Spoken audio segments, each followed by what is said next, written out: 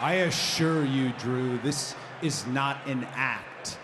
I smile when I come out here because this is what I love.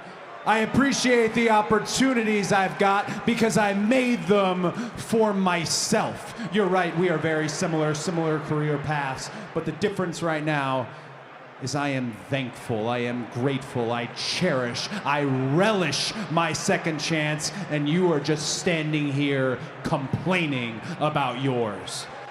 So if you want to settle this in the Royal Rumble, I sure as hell will give you something else to complain about. And another thing, you keep mentioning this last match that we had. You told the story about the last match between you and I. Let me ask you something about it. Who won?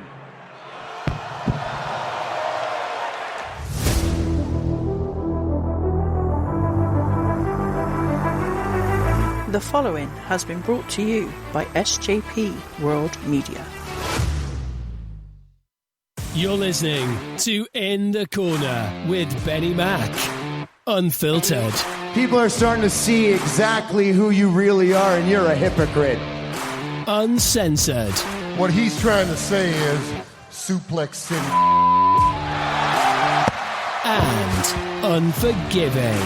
The only reason you were WWE Champion for a year is because Triple H didn't want to work Tuesday.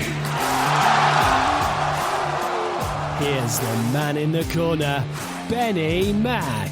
And that's the bottom line, because the great one said so.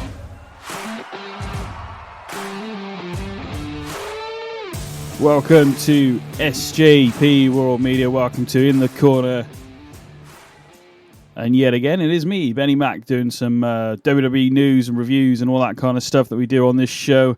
Royal Rumble, you know, very, very fast approaching. We are not far away from it whatsoever. And do you know what? Royal Rumble is one of my, I think I've said it before, not quite possibly. WrestleMania is awesome, don't get me wrong. But Royal Rumble, the Royal Rumble match is just absolutely amazing. I absolutely love it. It's one of my favourite pay-per-views of the year. It genuinely is. Obviously, WrestleMania is really good. And I think SummerSlam. Top, you know. Survivor Show is good now with War Games, but I absolutely love the Royal Rumble match itself. It's absolutely amazing. And to be honest with you, I can't wait. 27th of January. Is it the Tropicana Arena? I did have it listed up here a second ago. Everything's decided to... as soon as I hit record, everything changes on my screen for some strange reason. I don't know why. Really hard to even pick a winner. Is it CM Punk? Is it Cody Rhodes? Is it Gunther? Is it Drew? That's just a few off the top of my head. That's not even... There's so many that could win it. Gunther obviously set an absolutely fantastic precedent last year. Went from number 1 all the way to the end. Obviously got eliminated. So he started number 1 and got eliminated by number 30, which was Cody Rhodes. Next week on Raw, obviously we're going to talk a little bit about this past week in WWE, but this next week on Raw, we're going to have a face-to-face with Cody and CM Punk. A lot of people are going to tune in for that. Now, is Cody... Obviously, Cody is like the uber babyface. CM Punk kind of is as well, I guess. More, though. So, I think this is an opportunity for the crowd to kind of decide, I guess, to get the vibe, maybe. But also, to be honest with you, there's a rivalry there, isn't there? Like CM Punk, Cody, you know, if they play on the whole AEW side of things, which they can't really say, but they can kind of do it without saying it. I think most fans will know what I'm on about. But, you know, one left and wanted to come back to WWE. The other pretty much got kicked out the door. So, interesting to see where that goes. I think possibly... just as we think we're about to get it, I think we'll probably get an interruption by somebody. I don't necessarily know. I could be wrong on that. I actually want to hear these two go at it verbally. We've not seen any of these people, these main people who are going to be in the Rumble, really have matches the last couple of weeks. So, obviously they're saving it for the Rumble, which is what I said last week. You yeah, so this is episode 72 of In the Corner. You can follow me on X, follow the show on X, at In the Corner WWE. Follow myself at BenNny Mac, BenNyMack. I'm putting tweets out on there all the time now. I'm getting, doing little polls and stuff for you guys to get a gauge of what you think about it, who you think's going to win the Rumble and all that kind of stuff. So please, if you're not already, give us a follow on X, and we will get involved with the polls and stuff like that. And I'd love to hear what you think, basically. I'm hoping next week for next week's show, which will be, by the way, Thursdays going forward, as you can probably tell. Normally it come out Thursday evening. This might be a bit earlier today because I'm actually off work today, so I can get it recorded and get the show done. I'm hoping next week to have Tyler on at least, and hopefully somebody else as well to talk some Rumble, and what we like about it, memories, and also who we think might even win, might return. There's so much to talk about. But the way it's sitting for me right now, I will go into this a bit more next week, but I'm struggling to know who's actually going to win because there's so many different Is Cody going to finish the story? Is it? I feel like it should be Cody and Roman still. Are we going to have that? Seth may look like he tweaked his knee this past week on Raw. Whether that's a genuine thing or whether that's part of storyline, I don't know. I've not read anything online yet to say otherwise. The match he had with Jinder Mahal, by the way, was really good. I wasn't expecting a lot from it, but that's not really fair, to be honest. It was literally, let's have a match next week. Here's the World Heavyweight Championship on the line. So there's no real build to it at all.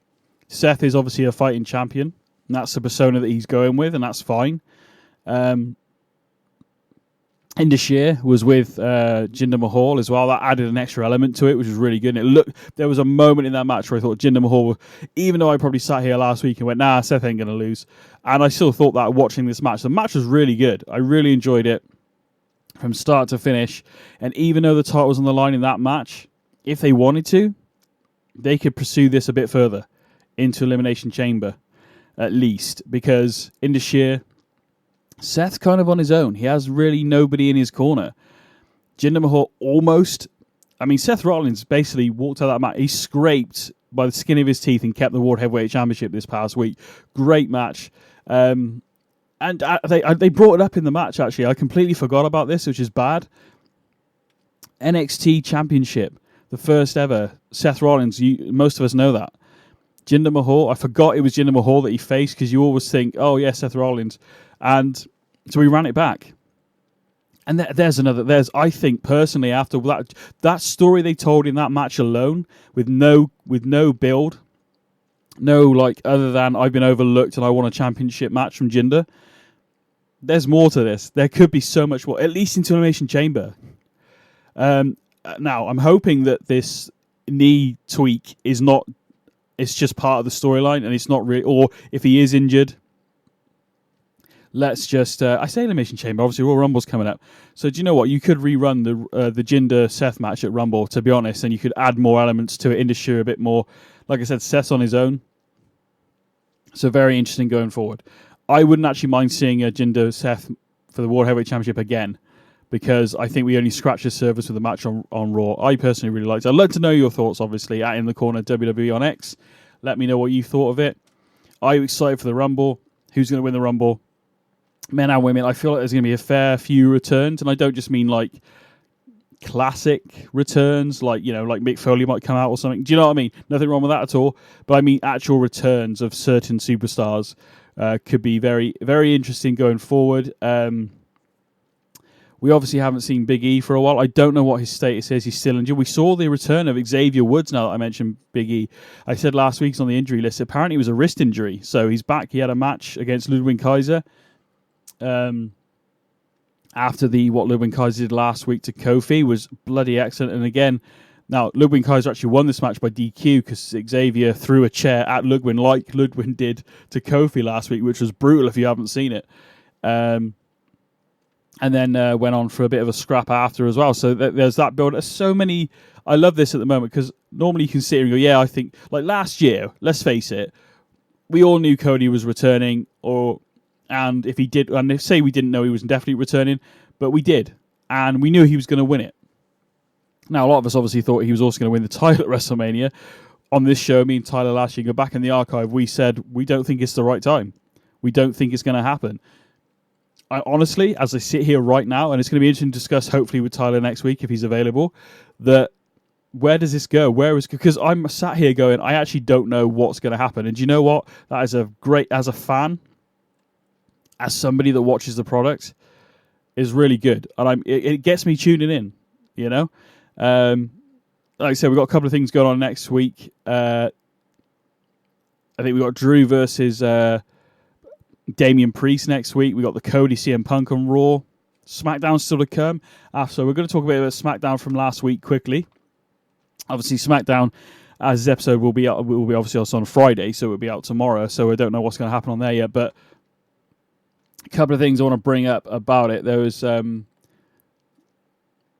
the first off, the Karrion Kross, the Final Testament promo they did on Lashing the Street Profits, whether the video promo they ran was absolutely amazing. I can't wait. I hope they just don't fumble this now. There's a lot of Wyatt 6 promo videos I'm seeing online as well, which are freaking amazing. And when that's going to come to fruition, I have no idea. Could be a debut at Rumble, that faction, if it's going to even happen. But the promo video they made with Paul Ellering, Authors of Pain, Karrion Kross, and Scott, it was really good. It's made me want to see what happens next with that.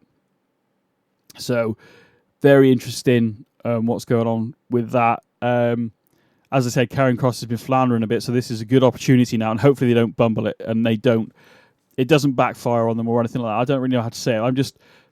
I'm quietly optimistic about the Final Testament, and it could be really good. Paul Ellering alone, Legion of Doom and all that, and Road Warriors and all that. I can't remember the name of the team, but yeah, just amazing. AOP I absolutely loved in NXT, and I feel like they didn't get, like most NXT call-ups for some reason, they don't quite get the same treatment. It's almost like they were called up and they were almost expected to be over straight away. It doesn't necessarily work like that because the casual fan probably didn't watch NXT then, probably doesn't watch NXT now, to be honest with you. I mean, I don't watch NXT at the moment. I keep my eye on it and I see things that are happening. There's some good stuff happening with Baron Corbin down there by the looks of it. Carmelo Hayes and all that and stuff like that. There's so many people down there that I'm keeping an eye on. But I don't watch it on a week-to-week basis. I should really, mainly because it used to be a WWE Network exclusive, and now it's obviously it's on network TV now, isn't it? So it doesn't necessarily come on the network straight away. And I love that little. Do you know what, the $9.99 back in the day? If you just watched NXT and nothing else, I felt was worth it. So because it's not like an exclusive thing, it takes it away from me because I want to know what happens, obviously, but. It's still a good product, to be honest, and I'm looking forward to seeing some of the men and women come up to the main roster, and hopefully they'll be, because Triple H is there now. A lot of these people that have returned recently were NXT Triple H alumni, is a better way I can say it. And I'm hoping certain people will return in the Rumble. There's so many names AEW are not there now, haven't been used, all the contracts are up, so it would be interesting. I just want to talk about very quick. There's a couple of things I want to talk about from SmackDown. The show overall, it was really good. I enjoyed it.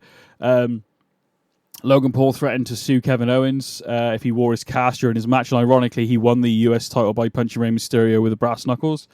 The KO, after he won the tournament to face Logan Paul at the Royal Rumble for the United States Championship, laid out Logan Paul in one, which I absolutely loved. It was such a great moment. He's going to be on the KO show on Friday on SmackDown, so could be War of the Words there and stuff. Could be interesting. Could break down into a brawl. I think the Kevin Owens Logan Paul match every match has potential, but this was one I'm looking forward to see what they do. I have no idea who's going to win. We'll talk more about predictions next week, as I said, but looking forward to it. The Bianca Belair Bayley match was really good last week on SmackDown,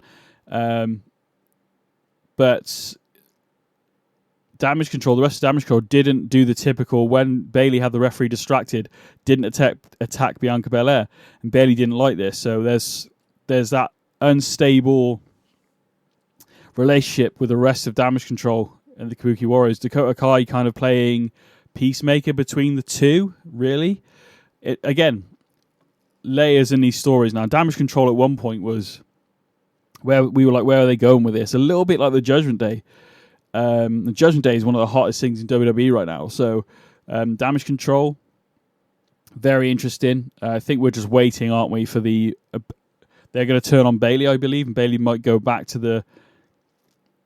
not necessarily to the hugger Bayley, but like a face. And I reckon it could be... I just realised something, what could happen. My brain is making stories up as I record this podcast and I talk to you today. Let's say it might happen at the Rumble, it might happen at Mania, to be honest with you. I think Mania would be awesome. Imagine this whole Dakota Kai, Damage Control, Bayley thing comes to a head at WrestleMania. And then they finally snap and they beat down Bayley, boom, boom, boom, boom, boom. And then, now, whether she returns as this, I don't know. But let's just assume she does for now. She might come back as Monet, I don't know. But Sasha Banks' music hits, boom, comes down, rushes the ring, helps Bayley.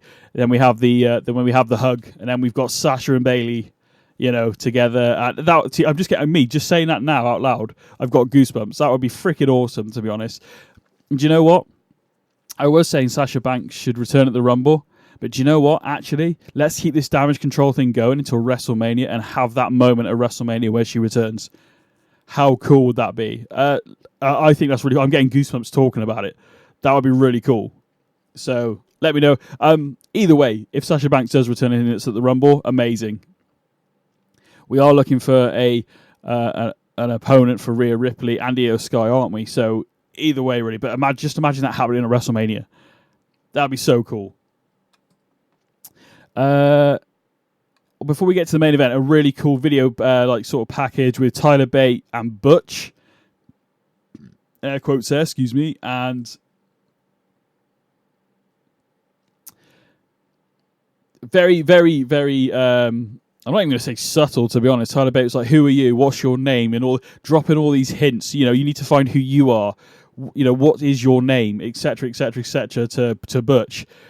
And it just ends with Butch looking into the sort of away from the camera, like just contemplating and having almost like a grin on his face for me anyway. And so at some point, I'm hoping the Bruiserweight Pete Dunne comes back. We need that now. I was a big advocate when WWE changed Walter's name to Gunther. I was a bit really. Actually, Gunther is. I can't imagine him not being Gunther now. So they've done a great job with that. Longest reigning Intercontinental champion, obviously, as well. But even if it's Pete Butch Dunne or something, I don't know. But if it's Pete Dunne, the Bruiserweight, again, have that vicious side of him again. Because Sheamus is out injured. Ridge the Fridge seems to have disappeared completely, even though he's featuring in the Brawling Brutes entrance video when Butch does make his entrance at the moment. It would be cool for him to, I don't know whether he's going to snap out of it or rediscover Pete Dunne. I'm not sure how they're going to do it, but the way it was portrayed in that little promo they did last week on SmackDown, I feel it's Pete Dunne, right? It's got to be. I'm looking forward to that. Butch has been okay. This little scrappy sort of pit bull, I guess. But yeah, United States champion, United Kingdom champion. It just seemed like when he finally came up and he was Butch, it's like they do mention now that the fact that he was the United Kingdom champion. I think they may have done when it first started, but he's lost it. As Tyler Bate put it in the promo, you've lost your identity or whatever, and I feel like it. I'm sorry, but he's Pete Dunne. I don't know how to verbalize it any better than that, really. I can't wait, and it just seems like we are getting it. SmackDown. GMs at the moment, right? Nick Aldis is freaking brilliant at it. Adam Pearce on Raw is good as well. Nick Aldis is just nailing it at the moment. Even put out a tweet, actually, towards Jinder Mahal saying he's been unappreciated on Raw. Nick Aldis says, look, I agree, you're underappreciated. SmackDown, the land of opportunity. So maybe we don't get another Seth Jinder match. Maybe we do see Jinder on SmackDown and he's been stolen away from Raw by Nick Aldis. And I love the fact they are And I hope they continue to do this, laying from my point of view, laying this foundation of an actual SmackDown versus Raw, Raw versus SmackDown, Raw versus NXT versus SmackDown, whatever. But to have Nick Aldis steal talent from Raw or even NXT or vice versa or whatever, that's now we're starting to get the authority figures back, and not just to fill time. Like Nick Aldis making that fatal 4-way after SmackDown went off the air. Not last week, the week before, and making the fatal 4-way for Roman. Brilliant. Doing these tweets out. And this really does, because we used to have the Survivor Series and Raw versus SmackDown. There was nothing on the line. There was nothing worth. It was nothing, Whereas you have now got till, November to lay this foundation down. Nick Aldis already started. He kicked Adam Pearce out of SmackDown and said, "You don't work here anymore. This is my show now. Go back." And then they haven't been together since. Little interactions, small and often, will be brilliant going forward. And if we end up having a SmackDown versus Raw War Games, hopefully by then they've laid the foundation. It might not even happen this year. It might happen next year. But if you spend the next, where are we? January? We've got ages yet. We've got like 10 months, 11 months. Get to November, get to Survivor Series. We could potentially have a War Games, SmackDown versus Raw, and it actually means something other than the bullshit that it's been the last fucking 5-6 years, whatever. I ain't going to apologise for my language. I know the show's uncensored, but I just get all right. As you can tell, I'm getting a bit, I'm passionate about it. And me and Tyler spoke probably a lot of times last year about having GMs. And if you do it right, it means something. And like I said, Nick Aldis is nailing it at the moment. Nick Aldis comes out at the top of the show and says, I'm sick and tired of the Bloodline interrupting main events and disrupting the shows, and they beat up Carmelo Hayes. Was it Carmelo Hayes? No, it wasn't Carmelo Hayes. Cameron Grimes, I beg your pardon. At the start of the show, they came out, and then Paul Heyman starts cutting a promo and all that kind of stuff with Solo and Jimmy. Nick Aldis comes out, basically says, we're not going to have the Bloodline interrupting matches anymore because they're going to be in the main event, and it's going to be AJ Styles, LA Knight, Randy Orton versus the entire Bloodline. Now, the only people in the ring from the Bloodline are Paul Heyman, the wise man, Jimmy, and Solo. And then Nick Aldis says, and so it's going to be Solo, Jimmy, and Roman Reigns. And then Paul Heyman tries to grab the mic off Nick Aldis. Nick Aldis won't let it go. It's brilliant. And then Heyman says, you damn well know that Roman Reigns is not here tonight. Nick Aldis says, well, if he isn't, then it will be 3-on-2, won't it? So for the first time in a long, probably ever actually, for a long time at least, a lot of us thought, I think, that Paul Heyman was going to be the third man in that 6-man tag, which would have been hilarious, to be honest. I'm not going to lie, but probably a good idea not to have him do it. Roman legitimately wasn't there. Paul Heyman spends the entire show trying to get certain people to join the Bloodline, etc. Nobody does, so it ends up being Sikoa and Jimmy against them. Randy, AJ, and LA Knight. And basically, the Bloodline get laid out, and they put I can't remember if they put through the table. I think it was Solo, maybe Jimmy actually. One of them goes through, but Knight, Orton, and Styles defeat the Bloodline, via pinfall. Orton actually was knocked out of the match at the beginning because they came out and not what I should have said. They made it a 2-on-2 essentially. Orton did return. Good tension between LA Knight and AJ Styles. Obviously, there was that fatal 4-way coming up. Orton's music hit, hot back into the ring, received a hot tag, RKO, and won the match. Solo tried to attack Orton, but Styles intervened. Phenomenal forearm. Knight was upset with Styles, but the heroes unite to lay out the Bloodline. Uso and Sikoa 8 finishes before the latter was powerbombed through the announcer's table. Heyman made a call to Roman Reigns to close the show. So that's how it went off the air. Interesting, obviously Jimmy thought he was going to be named the future tribal chief a couple of weeks ago, more than about a month ago, I guess. Very, very interesting on what's going on there. SmackDown is tomorrow night, obviously, so I'm very interested to see what happens with that. I don't know whether Roman's there. I assume he's going to be there. When we have the call Roman Reigns thing with Paul Heyman, it normally means he's going to be back. I don't know yet. Raw, again, we'll move on to Raw. Raw was an absolute banger of a show. There were moments in it where it was a bit like, I like Shayna Baszler and Zoe Stark. I'm just going to talk about a negative quickly. The Natalia Tegan Knox team doesn't really do anything for me. Not taking anything away from their ability. Shayna Baszler and Zoe Stark have won by submission. Baszler actually put out Natalia with the what she called it? The clutch. I can't remember what she called it. The Kafura clutch, is it? I can't remember what it's called. Choked her out, basically, anyway. And that was probably the most straightforward match we had all night, in a sense of, okay, thank you for that. And it's a shame, but I'm hoping with Shayna and Zoe together, with a bit of time, we can have a great women's tag team there, and possibly even future women's tag team champion, and unstoppable, because they're both like fighter-esque, dangerous people, aren't they? So it could be really good. The Damian Priest Judgment Day R-Truth stuff, I am absolutely loving at the moment. I'm wondering when it's going to come to a head. The Miz teaming with Truth again this week, the awesome Truth, but Truth like conflicted on who he should be helping. But ultimately, Damian Priest did actually have to. It's almost like Damian Priest wanted Truth to be in the group. He's amused by him. He wants him to be in the group. And then Truth backstage is selling knockoff Judgment Day T-shirts that doesn't have JD McDonough's name on, but has his name on, because he's not in the. We lost that match a few weeks ago, which is hilarious, and the crowd are loving it. I think I'm loving it as well. Love seeing R-Truth back.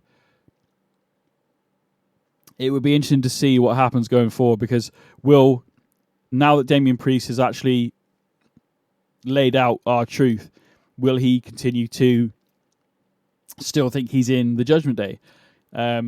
Could Awesome Truth be the team to beat the Judgment Day for the Undisputed Tag Team titles?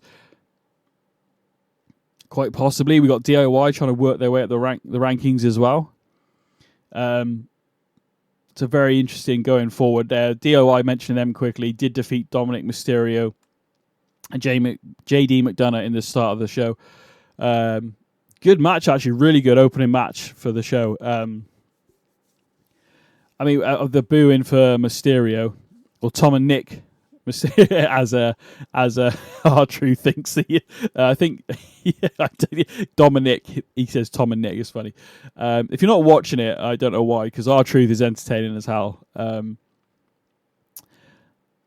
already mentioned Ludwig Kaiser and Xavier Woods. Absolute great match, to be fair. Interesting to see where that goes going forward. I haven't seen Giovanni Vinci back yet. I'm hoping he'll be back soon. Obviously, he did take that drop kick a couple of weeks ago, so I'm guessing he's healing. I think it was concussion in the end. But I want to mention very quickly, Akira Tozawa did manage to defeat Ivar thanks to a distraction from Maxine Dupree. Absolutely, again, just entertaining. Again, the only real match on Raw that really didn't quite grab me was Shayna Baszler. Everything else on the show I really enjoyed. I'm not saying the Shayna Baszler Zoe Stark match was good. I just think their opponents, not so much. I don't know. There's something on there I couldn't quite put my finger on, and it didn't quite grab me. But everything else on the show, the Drew McIntyre confronted Cody Rhodes, you heard at the top of the program here. Interesting. Next week, I've already said CM Punk is going to be facing off with Cody Rhodes. That's going to be interesting. And so, again, like I said, I'm hoping Tyler's going to be on next week, talking some Rumble and some WWE to get his thoughts on here. And also, I want to throw this out there quickly, what I remember, because I forgot to say this at the start of the show here. If you're interested in coming on as a guest host every now and again, or coming on to talk some WWE with myself, give me a follow at In The Corner WWE on X. I will then send me a little message. I think you should be able to DM me straight away, but if not, send me a little message once you follow, saying I'd like to be a guest host. Then we'll get chatting on DMs and we'll go from there, basically. I've already mentioned the War Heavyweight title match. The only other thing I want to mention from Raw really is Rhea Ripley was addressing the women's division, saying, don't waste your opportunity. If you win the Rumble, don't come for me because you will lose. Not who I was expecting to come out, but Becky Lynch comes out and says she wants to face Rhea because I think Becky Lynch says, I think you might be better than me, but I want to prove it. There's an opportunity there. Rhea Ripley versus Becky Lynch at WrestleMania. That could be a great match. That could even happen at Elimination Chamber. There is so much to go through before we even get to WrestleMania. And my mind is, at the moment I'm sat here as I record, I don't know who's winning what Rumble. I don't know. I'm hoping for certain matches, but then if that match happens and this match can't happen. But do you know what? Even let's, for argument's sake, say you want Cody versus Roman. Even if that doesn't happen this year, there's still SummerSlam.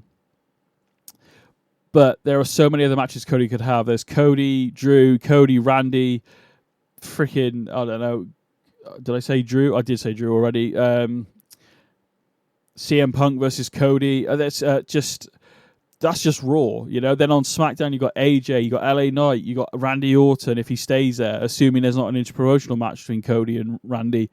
The way I feel at the moment, I feel like Cody will eventually, because you could still do CM Punk versus Seth with CM Punk winning the Rumble, and for Cody to face Roman at WrestleMania again this year, if it's going to happen. If Cody wins the Rumble back-to-back, he'll be the first person to do it in a decade. But that's the loophole that gets him onto SmackDown so he can face Roman.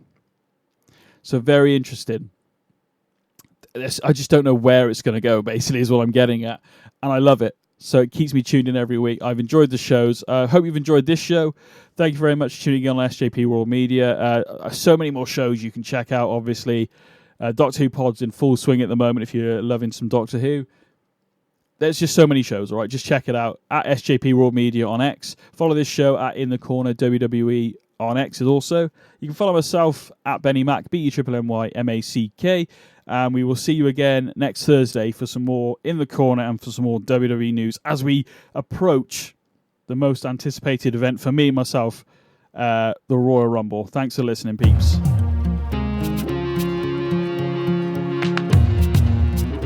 Loved what you've heard on this week's episode? Well, the answer is simple. It would mean the world to us if you could head over to iTunes and leave us a 5-star review and feedback. Spreading the word really is the best way to grow our podcast and achieve even greater things. Thank you.